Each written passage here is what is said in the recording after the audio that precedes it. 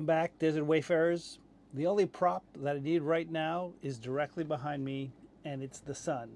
So as we've discussed, the two things that'll get you in trouble faster than anything is heat, which is from the sun, and dehydration. So today I want to talk about how to protect yourself from the sun. Now, this might be sound a little controversial, but we all like to run out and buy the highest SPF sunscreen that we can find. This is SPF 50. What I'm going to suggest to you is that this is absolutely worthless in the desert. You know, it's fine if you're going to the swimming pool, if you're walking around town, if you're going to Disneyland or something like that. But here in the desert, I don't recommend using sunscreen. Okay, what I do recommend is covering yourself. We'll talk about that in a second. However, if you are going to use sunscreen, you have to use things that block the sun out 100%. So nothing like an SPF 50, a 30, or 20. The only thing that I'm aware of that blocks the sun out 100% is zinc oxide. Okay, zinc oxide, you've seen all the lifeguards in the old movies, they put the white stuff on their nose. So if you're concerned about getting sunburned, then I would just suggest that you use zinc oxide to cover those parts of your skin that are exposed. Okay, and this is 100% blocking the sun. There's no SF50 here. So zinc oxide. The other thing, and it's not necessarily sunscreen, is definitely have lip balm. Your lips are going to get chapped. So there's many brands out there, Carmex, Blistex, Chapstick. So, you know, I've always had Carmex. It's easy to use. You can find it anywhere in the world. Some of the other brands, not necessarily. So I strongly recommend that you always have lip balm. Nothing's worse than getting chapped lips. All right. So, as I said, I'm not a big believer in sunscreen. It washes off, it gets dirty, sand is going to stick to it. So the best thing in my mind to protect yourself against the sun is clothing.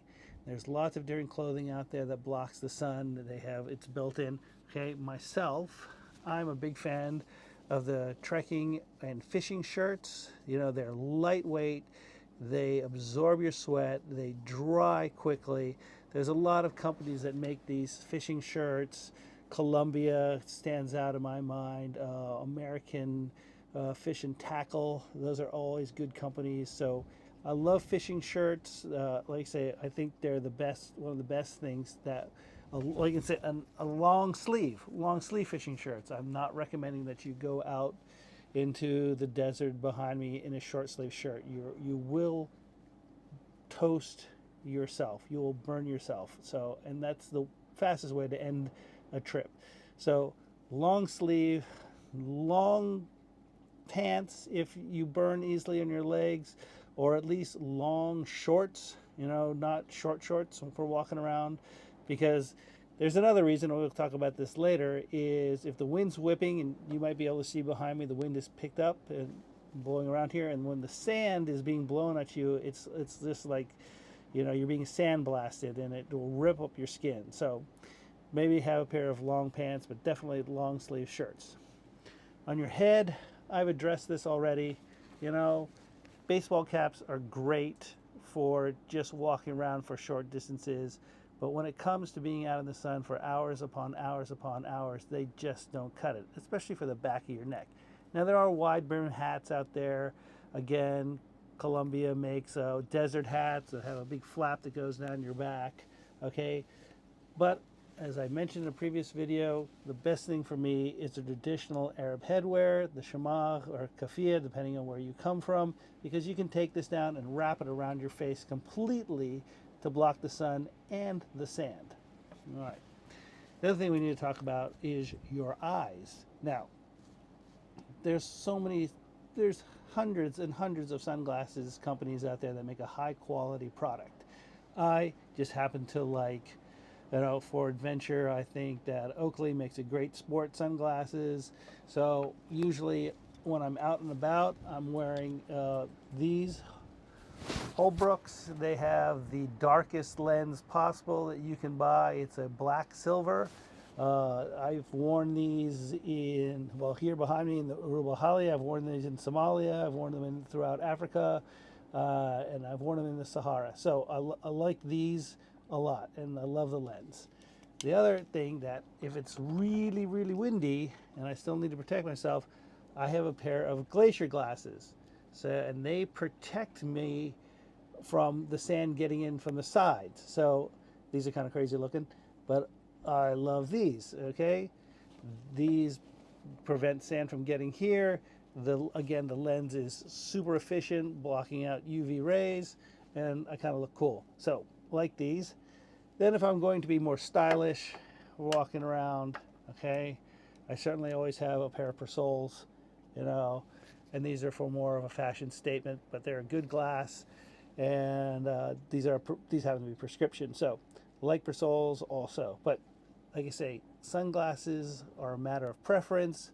Hundreds and hundreds of them on the market. It's up to you. Just make sure that you have a very, very good lens. So, can you prop those up there? No. All right. So again,